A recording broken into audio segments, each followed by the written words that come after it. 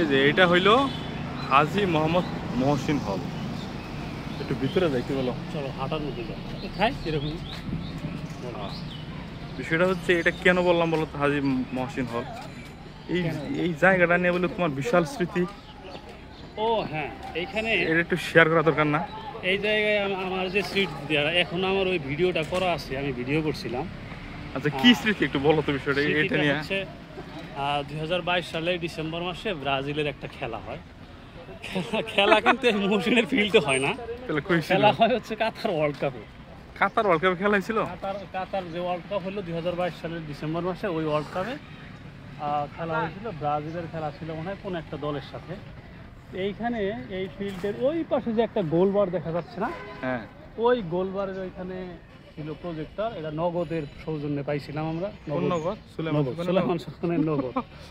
তো ডিজিটাল যে mobile banking এটা ছিল। ওইখানে প্রজেক্টর থাকলেও পুরো ফিল্ড মানুষ ভর্তি, এই কানায় ভর্তি, কোনো ফাঁকা জায়গা নাই। এইখানে খেলা হচ্ছে প্রজেক্টরে, মানে দেখা যাচ্ছে projector, one kinds of TV বলা যেতে পারে। আমার কথা হচ্ছে এইখানে সবাই বিশ্ববিদ্যালয়ের পোলাপানরা খুব এনজয় করতেছে। এনজয় কি? আয়োজক ছিল কারা? আয়োজক ছিল বিশ্ববিদ্যালয়ের ভার্সিটির পোলাপান যারা ছিল তারা, কিন্তু প্রজেক্টর দিছিল ছাত্রলীগ বলতে পারি আমরা, তাদের সৌজন্যে এটা। আচ্ছা, ছাত্রলীগের সৌজন্যে হতে পারে। আয়োজক ভার্সিটির ছেলেবেলেই ছিল, ছাত্রলীগ করুক আর যে যাই করুক, এটাই ছিল।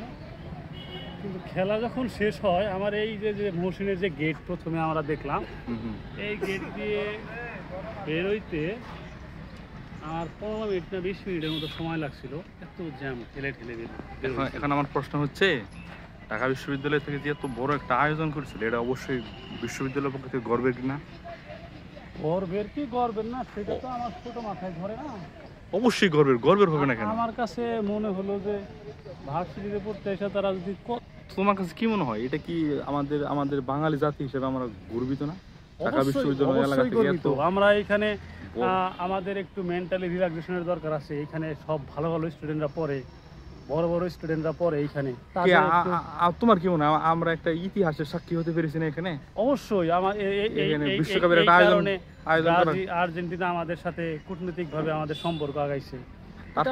গর্বের বিষয় না? এত ঢাকা বিশ্ববিদ্যালয়ের পক্ষ থেকে এরকম একটা মহেন্দ্রক্ষণের সাক্ষী হতে পেরেছিলাম আমরা, যেখানে ব্রাজিল আর্জেন্টিনা ছিল না ম্যাচ? না, ব্রাজিল আর্জেন্টিনা ছিল না, কিন্তু ব্রাজিলের ম্যাচ ছিল। আমি যেদিন আসছিলাম, তবে ব্রাজিল আর্জেন্টিনার ম্যাচ তো এবার হয়েছে কি হয় নাই? ব্রাজিলের ম্যাচে আসো না? ব্রাজিলের ম্যাচেই তো আসছিলাম, ওই খেলাই দেখছি, ভালো লাগছে আমার কাছে, এনজয় করছি সবাই। এটা ঠিক হলো না, তোমার ম্যাচুরিটি ঘাটতি আছে। ভালো লাগলে তো এটার গুরুত্ব কমে গেল না? তোমাকে বলতে হবে ইতিহাসের সাক্ষী। তুমি আজকে দেখাও তো এই প্রজেক্টটা নিয়ে, আজকে দেখো তো কয়টা মানুষ আসবে, কেউ আসবে না। তাহলে এটা ইতিহাসের সাক্ষী হতে পেরেছিলাম। আসলেই সিরিয়াস বিষয় এটা।